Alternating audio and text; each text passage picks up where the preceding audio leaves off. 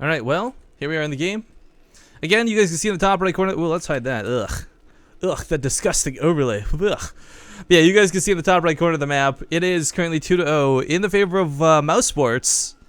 But Daisy has finally stepped into the ring. However, this is the third TVP in a row Lucifron's had to fight, so perhaps he is a little warmed up. I don't know. But as we get into this, spawning in the upper left corner of the map Whirlwind for the Acer Team Story Cup, Mouse versus Wolves. This is like a really awesome animal dynamic there that just occurred to me, but he is the red player from Mouse Sports, Lucifron, the Luchadore. And his opponent in the lower left, playing for Western Wolves, the Big Guns, as he's often referred to. It is Daisy.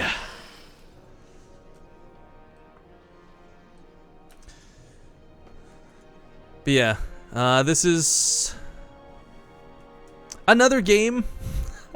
I don't know. I want to talk up this big deal about it, but Lucifron is kind of, it's almost like, okay, I am so sorry in advance. It's my addiction to that Pokemon 720 stream that's going to bring this up. It's like Lucifron's playing Pokemon, and he's advancing through the gym leaders. You know, he started in Pewter City, then went to Saffron City, and now he's at, like, Pallet Town, or, no, Viridian City once again to fight Giovanni, as Daisy is, like, the ultimate Protoss that he's going to have to fight today. Him and San are just the strongest Protoss players that I've had the personal pleasure of casting in recent days. But Lucifron's also shown that he can handle San, so it's very possible he can handle Daisy. And of course, at this point, I'm voting for Daisy. I want to see some Western Wolves get some points on the board, just so that it means that we're gonna have more StarCraft. That's what it boils down to, as long as they get some points on the field. But harassment on the command center, a little bit irritating, but Daisy getting lucky with that scout, gonna force a couple of SCVs to be pulled here. Never fun dealing with this. Two things in this game make me rage more than anything else. What is happening right now, and trying to mineral stack.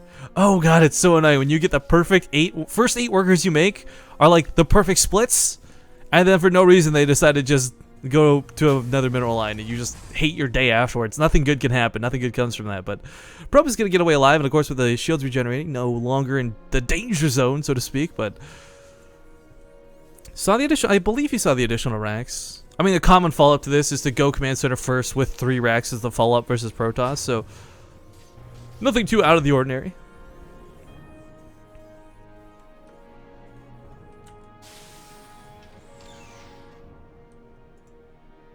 Meanwhile, back at home for Daisy, getting his Nexus up, going for that Forge expand, or not even Forge, sorry, the Gateway expand, with only 1 gas. So he never went for that second one to do the 2 and 2 silly splits and get the Mothership Core out and available, but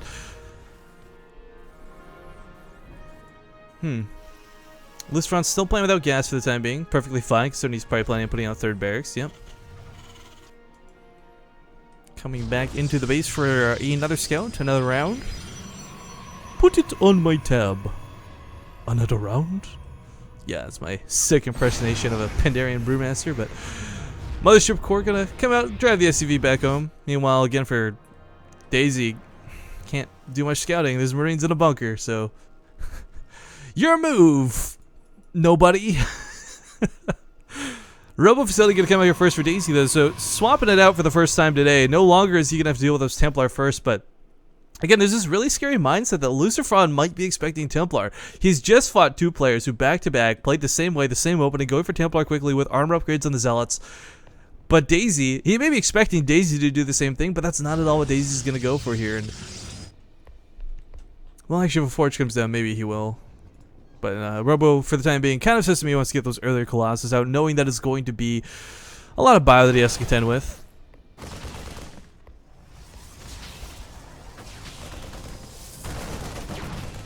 Marine's going to get up on top of the stock on the Mothership Core. Mothership Core actually will go down here if he's not careful. But okay, despite the beautiful stutter step, 5 health, it will actually go down. And somewhere in that mess we had First Blood. But actually that was incredibly worth it for Lucifron. The resources lost looks similar, but you have to take in consideration with that Mothership Core going down, not only this is temporarily cutting into the pro production, There's not enough energy for like a photon overcharge. Not that he'd have a follow-up push so early, as Lucifron doesn't have a big army behind it, but if he did, or if there's an attack coming later, there might not be 2 overcharges available. He may have to use Time Warp instead of a second overcharge. You know, there's multiple good things that come from this, but most importantly, it puts fear into Daisy. Luca, StarCraft 2, in chat saying, when workers start to fall off the mineral line, I rage quit. Yup. Yup. Milo's double engineering bay coming down, so we're going to see some nice upgrades shortly. We're going to have that medevac out on the field eventually. Lucifron's greatest strength. I got to get with the Lucifron. Like, okay, I'm a Lucifron fan before this game even started. That's fine, whatever. But I must objectively compliment his drops have been immaculate versus Protoss. So often you see like even one high Templar can shut down drops. Bam, feedback, no way to get into the base. Bam, blink stalkers, no way to get into the base. But Lucifron has found a way to drop in every single series so far today. Now, going for this versus Daisy, I don't know if that's going to happen. Daisy, of course, with his very early Colossus, is going to have no problem cleaning up any sort of drops. Storms, of course, are a little bit limited in what they can do versus drops due to their mobility, but Colossus can just chase them down. So, rather non-issue in that regard. And I think even if the drops go off, the medevacs may not be shut down, but certainly whatever comes out of them will be.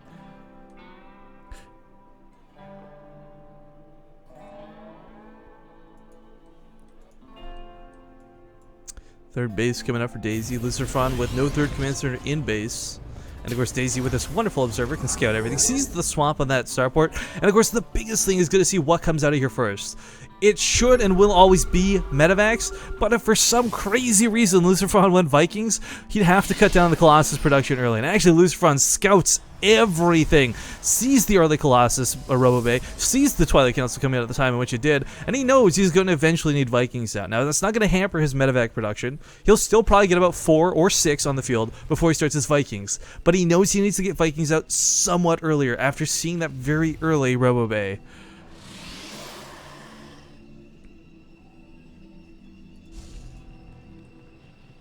You know what's actually going to be blink over charge this time. I really like this choice. Oop, observer flew a little bit too close to the missile turret.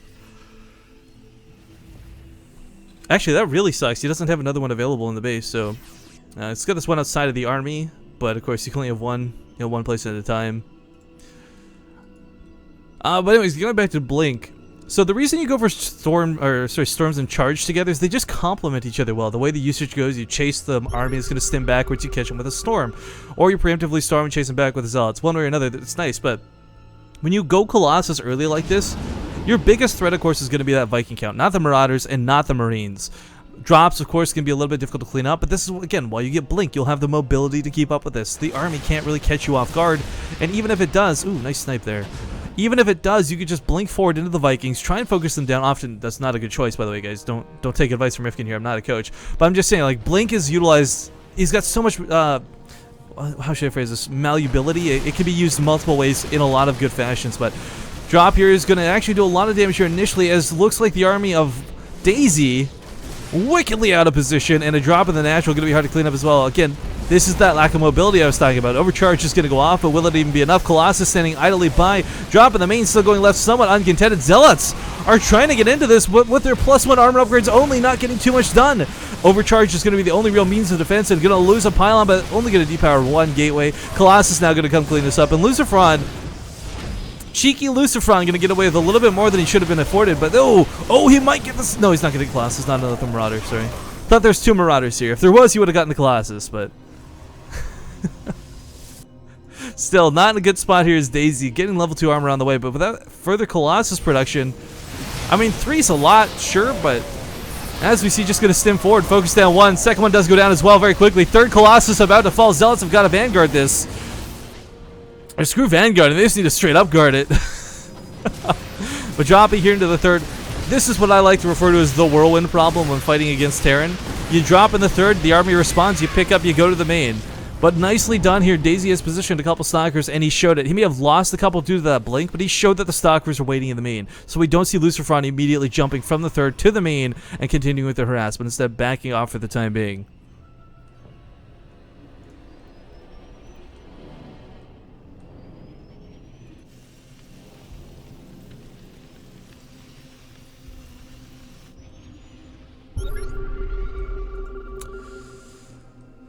Well, just a bit of an awkward pause here as we have to wait. Lucifron's going to definitely want to keep poking. He's got a minor drop going off of the main. Actually, it's more than enough to pick off pylons. If he picks off the Robo Blade, that'd be huge, but it looks like Daisy's going to pick a fight in the middle of the map. Again, no charge in these zealots. Makes it so difficult to connect. These are just basically meat shields with no further function other than to soak some hits for the Colossus. But the zealots warped into the main are actually going to get... Oh no, this is fully walled off. There's no way for the zealots to clean this up. He needs to warp in some stalkers, but meanwhile, it looks like a push into the third. Daisy losing his last Colossus. Lucifron absolutely running him ragged. Oh my god, what is happening? Lucifron somehow so far ahead now with this constant harass. This one Marauder actually not going down anytime soon. And of course, with stalkers being warped in, Lucifron's not going to be too scared of this. He's got Marauders here, but here comes the Colossus to clean this up. So long into the production. It looks like probes were straight up evacuated from the third. Still being picked off. This warp in at the natural. Not going to be cleaned up. Charge is so far away right now for Daisy. It might look like it's almost completed, but with the way Lucifron's been pressuring, costing him that third base.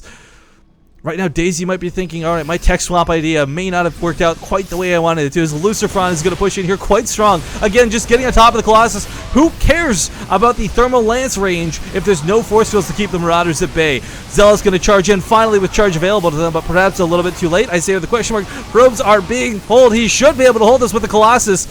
Is the kiting going to be enough? The photon overcharge is aiding a lot to this, and looks like it will just barely be enough. But picks up the 4 Marauders that are almost dead, drops in the main. Twilight Council allowed the Templar Archives to get constructed, but there's not going to be Ghosts, or sorry, Templar anytime soon. No Storms for God knows how long. And this medevac with no anti-air.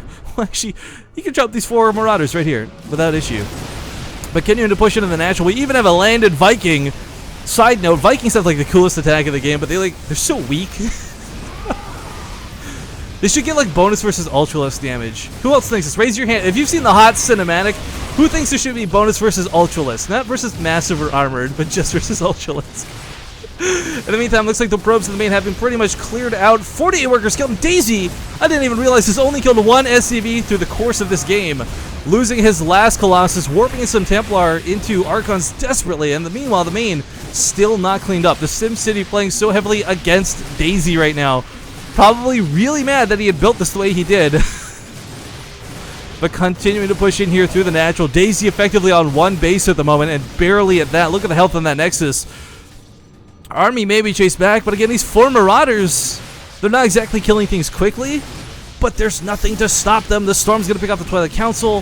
He can pick up and get out of here still, and he will.